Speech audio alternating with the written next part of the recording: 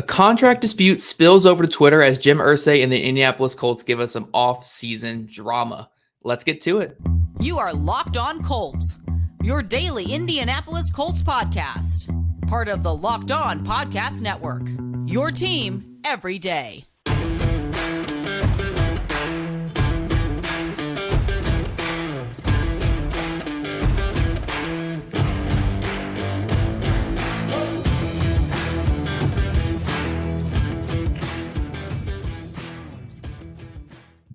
Thank you all for tuning in and making us your first listen of the day. This is your daily podcast covering your Indianapolis Colts, part of the Locked On Podcast Network, your team every day. I am Zach Hicks, the resident film junkie of HorseshoeHuddle.com, and joining me today is Horseshoe Huddle's boots on the ground, the Swami of SEO, and the purveyor of dad jokes in Jake Arthur. Okay. Yeah, look at that. I think about this stuff. I think about my intros for you here, That Jake. works. Okay? We do it. On today's show, obviously the topic of today's conversation is really going to be everything that has happened in the last 24 hours with the Jonathan Taylor, the Jim Irsay stuff, I think it's Malki Kawa, the agent that represents Jonathan Taylor. It's been some crazy 24 hours with that. We're going to knock all that out. And also Jake talked to a couple assistant coaches today with media availability. So we will go over a little bit of that as well. But before we jump into this whole Jim Irsay versus an agent conversation, we do have some news and notes here. The Colts did announce that they signed cornerback Chris Lamons, formerly of the Kansas City Chiefs, to a one-year deal. Lamons has primarily been a special team corner his entire career, and currently he's being investigated or being charged with battery alongside Alvin Kamara. So, high character guy bringing in here. Along with that, the Colts also hosted quarterback Reed Sinnett for a workout. Sinnett was with the Philadelphia Eagles in 2021 under Shane Steichen, spent some time with the Miami Dolphins as well, and recently played in the XFL before breaking his foot and missing the entire XFL season. So we'll see if he can be a nice little, camp arm for the Colts if he ends up being a signing here. But let's get to the topic of today's show. Jim Irsay took to Twitter last night, which typically is a scary thing to hear. If you're a Colts fan, Jim Irsay is taking to Twitter because we love Jim. Jim is our favorite, crazy billionaire here. But, sometimes he goes on Twitter and just kind of says what's on his mind. It doesn't really think about the repercussions of it.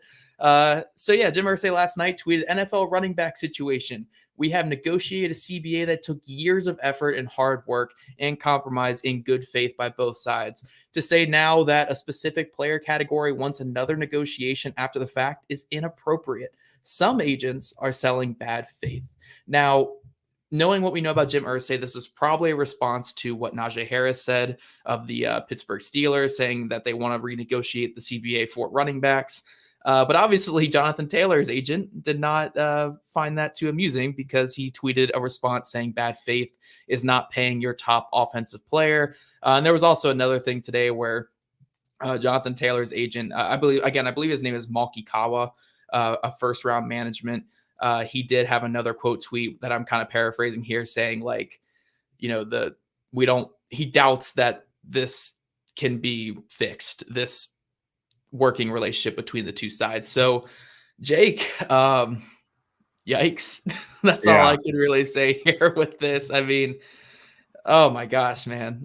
Again, we've been trying not to speculate on this because we don't want to accuse Jonathan Taylor's side of doing anything. We don't want to accuse the Colts of doing anything without actually knowing. We don't want to speak ill of someone's character without knowing or anything like that. But they're publicly airing out this dirty laundry all over Twitter for all of us to see. And it's like, come on, guys, let's be professional here. And let's be, again, I don't think Jim Irsay was throwing a shot at Jonathan Taylor's agent with his first tweet, but you got to think a little bit there, Jimmy.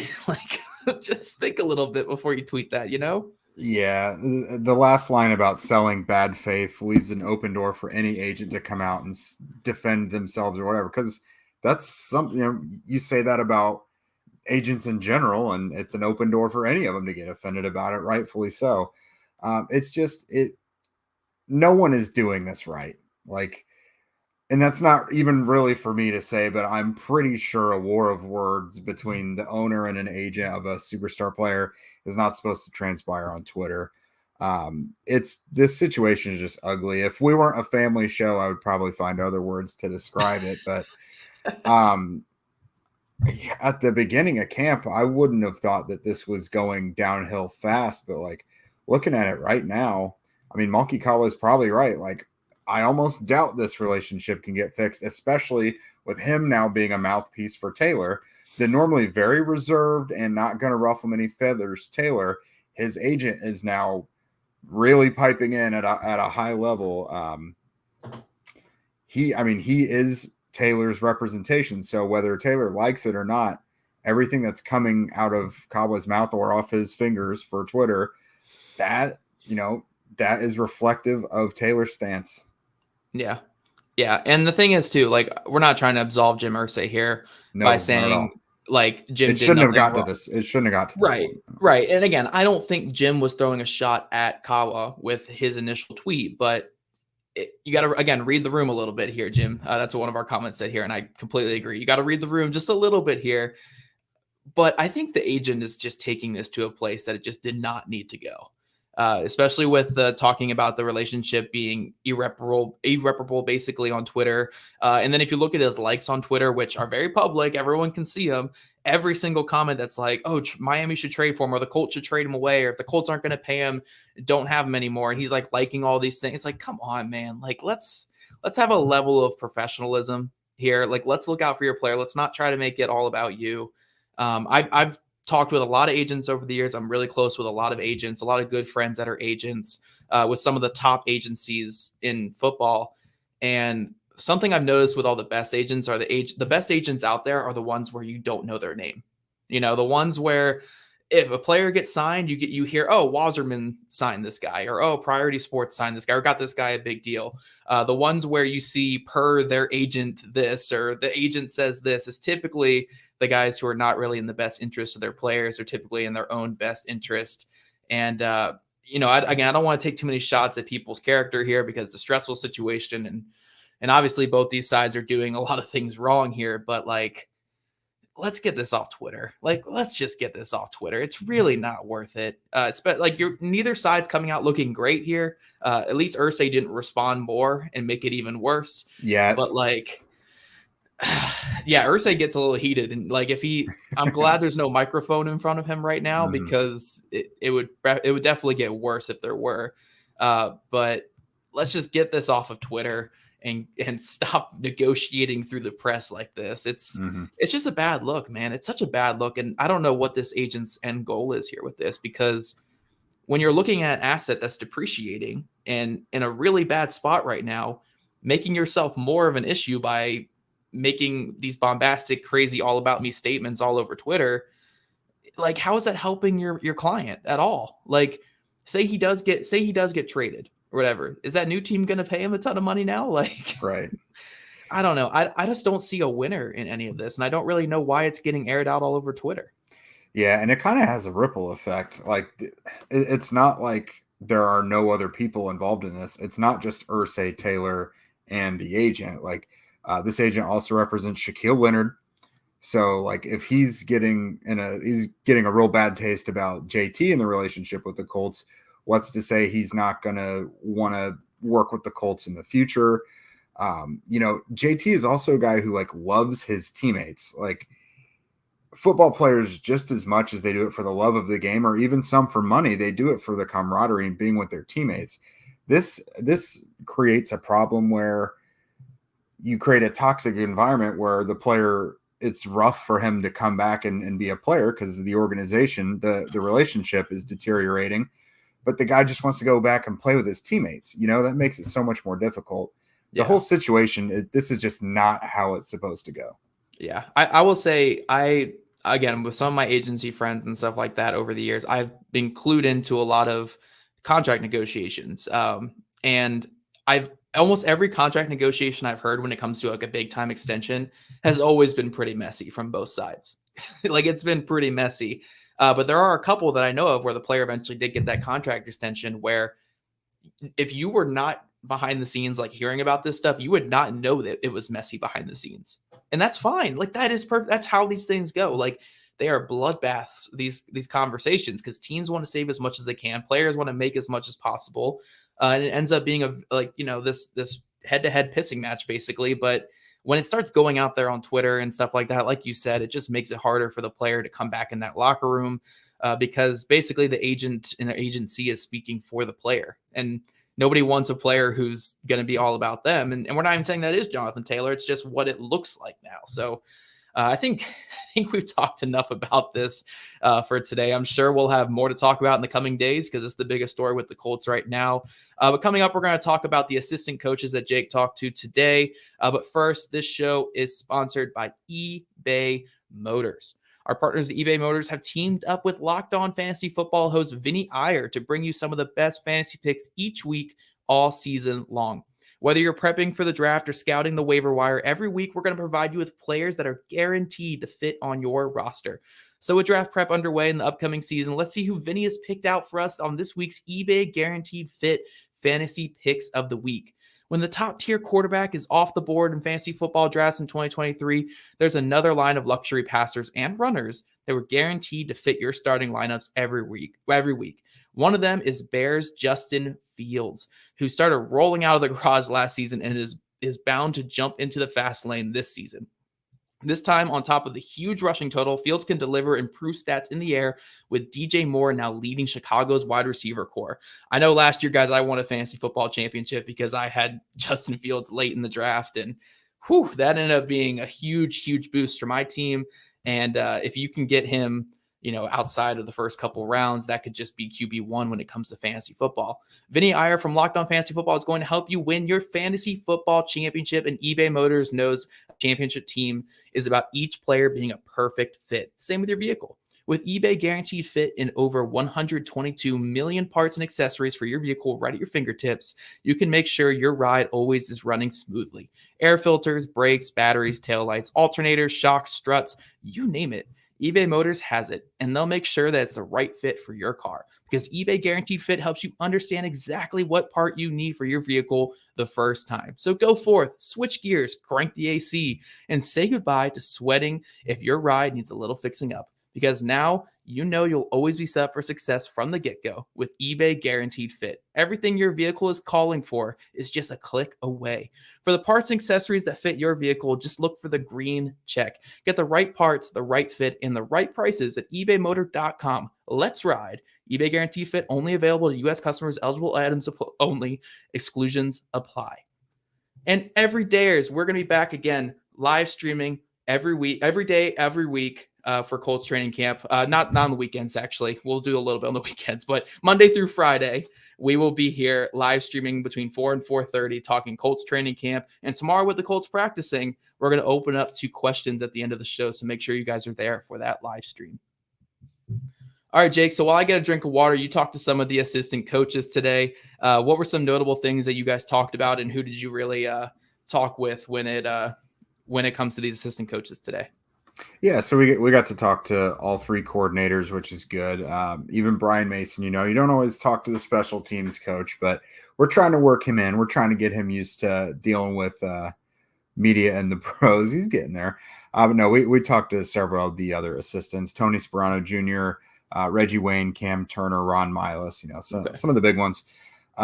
So obviously, Anthony Richardson is a very common topic of conversation. So just speaking with Jim Bob Cooter and Cam Turner, just kind of seeing, what they felt about Richardson's first practice, the work he put in over the offseason, what he got out of being with his teammates and doing their own individual work, and what that looks like to coaches. All just really positive things. They're still trying to, get the offense installed and install the basics right now. So they're not implementing specific wrinkles for individual guys. Because I asked Turner about that. You have a veteran like Minshew who historically takes what the defense gives him, but can be a little aggressive. And then Richardson, who you're probably going to do more running and things like that. Right now they're just trying to install the base offense for everybody. Because obviously the playbook shrinks immensely when you get to a rookie versus a guy who's been in the league 4 or 5 years, whatever. But they're just trying to install the basics before they get into specific wrinkles for him. But overall, they were pretty pleased with how he's been. He's been blowing up their phones, calling and texting his offensive coaches anytime he's got a question, away from the building and everything. So they really like it. Cam Turner was like, I really love when they do that, because it means that, he's in the book. He really wants to know what he's doing. So yeah, really positive things about that. I asked a question on your behalf that you wanted about, how I framed it to Jim Bob Cooter was, when you don't have like a superstar receiver that can do everything, what does it bring to the room when you've got a group that has a diversity of skill sets, Yep. And he really elaborated on that. He talked about, you like to employ different looks. You don't want to have like 2 or 3 small guys out there. He basically likened it to basketball lineups. When you go small and you do stuff like that, you don't want to make yourself one-dimensional. You want to be able to keep defenses guessing. Like you have a huge Mike Strawn type and then Alec Pierce, but then maybe you have Ashton Doolin, who can do a little bit of everything, and then Josh Downs, who's just quick and tiny. Like you want to be able to toss everything at defenses. So he really talked about that. He said their tight ends are very similar in that way as well, because they do have a lot of big guys, but like Kylan Granson, for example, is kind of undersized for the tight end position. So they really view all their pass catchers like that. They want to just be able to surprise defenses and keep them guessing at all times.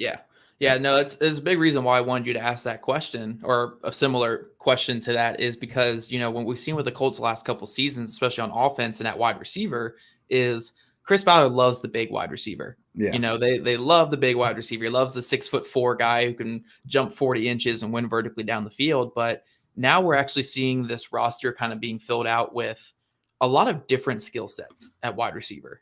Alec Pierce, the vertical jump ball guy. Michael Pittman Jr., more of your underneath over the middle type guy. Josh Downs, your pure separator. Isaiah McKenzie, a speedy guy who can also separate. Ashton Doolin can kind of do it all. So it's like a very, very mixed bag of wide receivers. And I'm not saying any of them are superstars.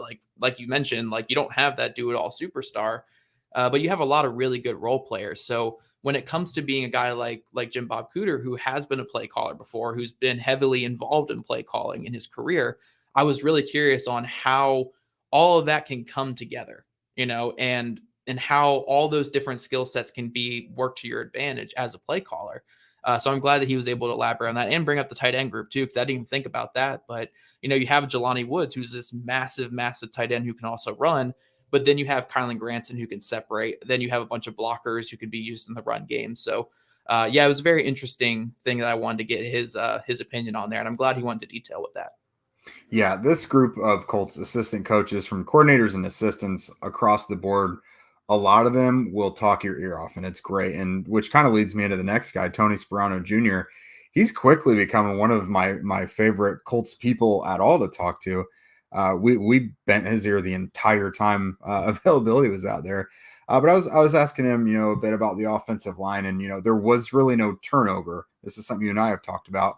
Mm-hmm. The first half of last year was rough. They found the right 5, but they didn't really bolster that group with a bunch of depth and stuff like that. Like, it's still a pretty risky group. And I asked, what gives you confidence that this is the right starting 5?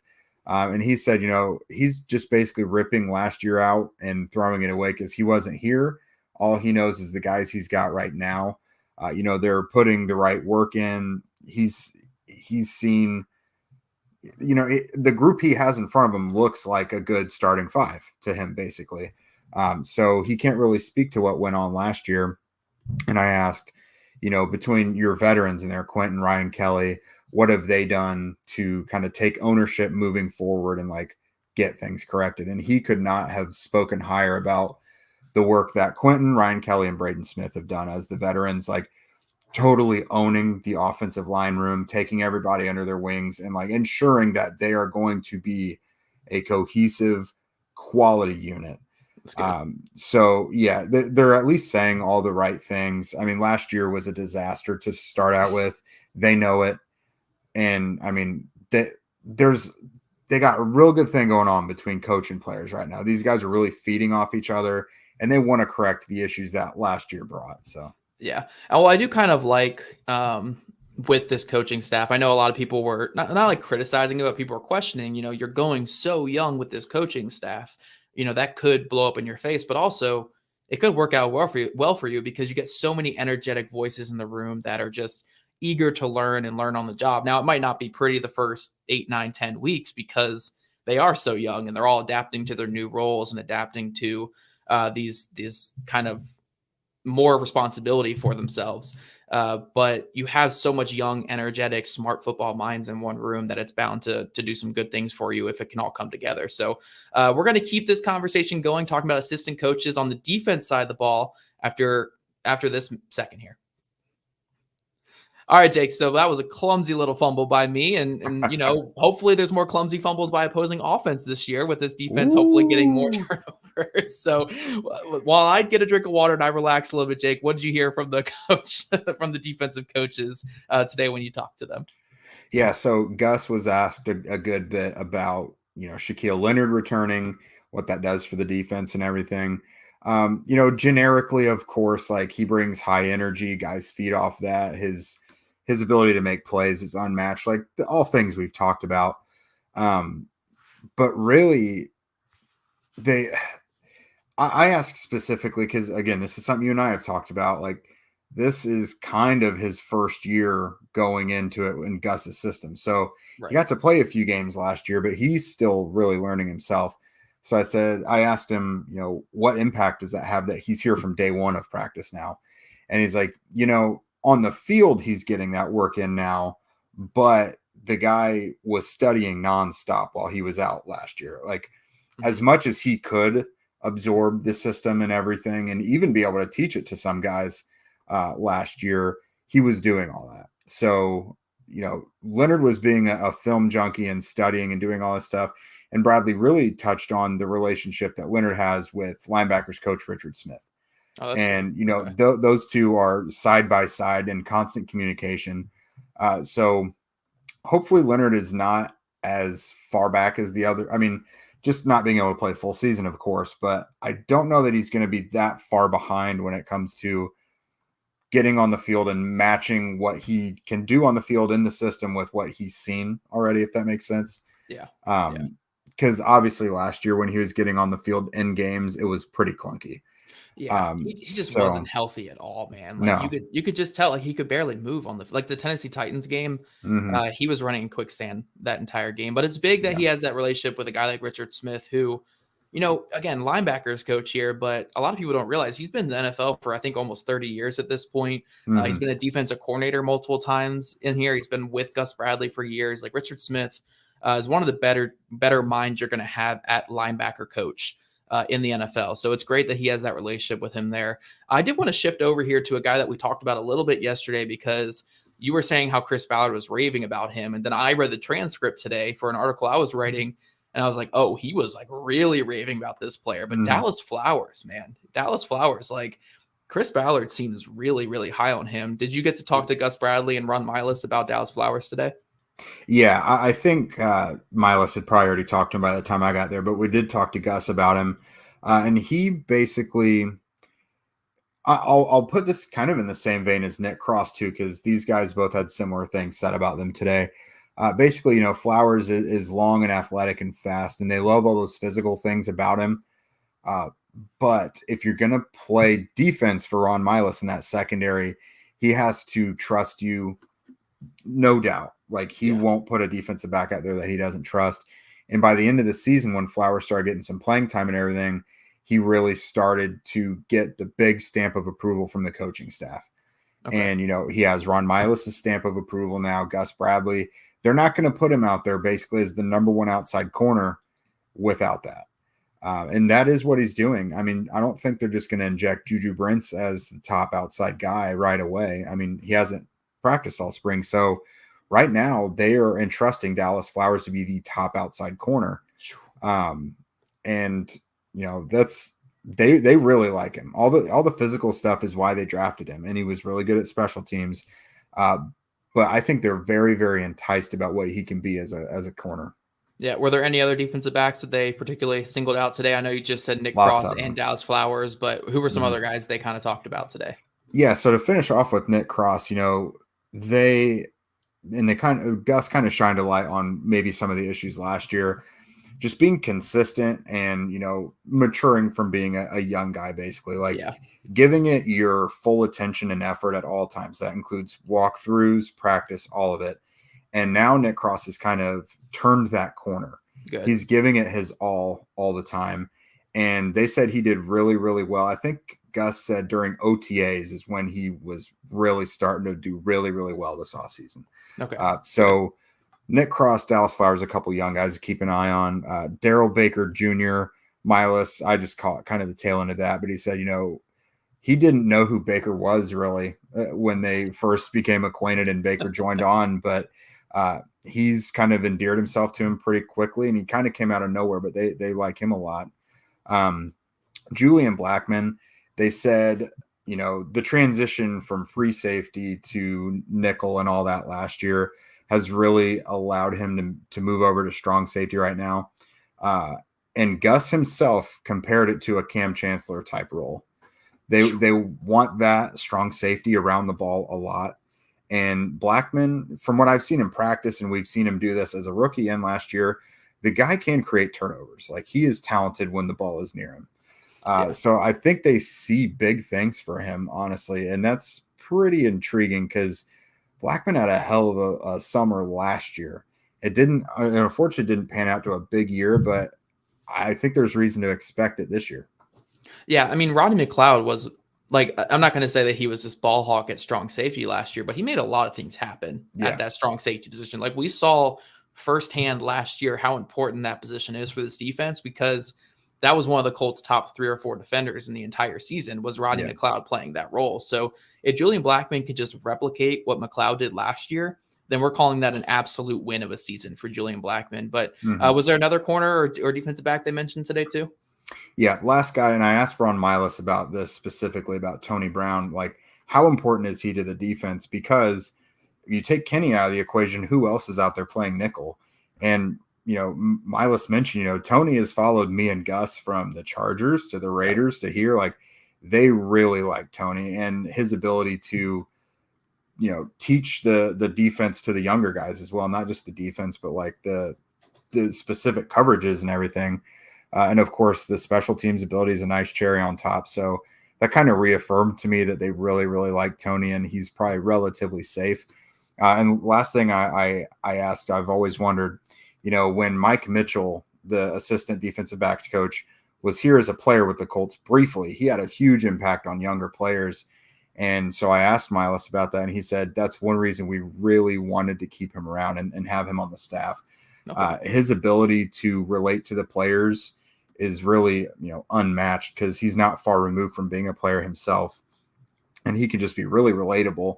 And when they're in the defensive meeting rooms, like, sure, sometimes Gus Bradley will want Ron Milas to answer something, but a lot of times he'll want Mike Mitchell to sound off on something, or Cato June, because those guys and their ability to relay information and relate in general to those players is really, really valuable. So the Colts kind of have a young, probably cheaper coaching staff. They're not always throwing around those huge bucks at those premier assistants and everything, but it's a really talented group that they really genuinely like what they have in those meeting rooms. Yeah, that's good to hear. Mike Mitchell, phenomenal impact when he was here as a player, at least with getting the whole group to come together. And honestly, we could say, just looking at the safety group last year, that we could see some impact. Look at Rodney Thomas in his first year in the NFL. Right. Yeah. Phenomenal rookie season. And then I love that you mentioned Tony Brown there with Isaiah Rodgers Sr. definitely gone now. Yeah. Tony Brown is absolutely the fastest player on this team. Like, it's not even close anymore now. Tony Brown, a near Olympian in the 100-meter dash. So really fun players to talk about there. Every day is me back tomorrow at 4:30, live streaming after practice conversation. Jake, with his boots on the ground, is going to be joining us and just going over everything with the practice. And if you guys don't already, follow us at Locked On Colts, at Jake Arthur NFL, and at Zach Hicks 2, all on Twitter/X. Also, subscribe to Locked On Colts podcast on YouTube or wherever you listen to your podcast. We'd love your guys' ratings, reviews, and we'll see you guys tomorrow afternoon.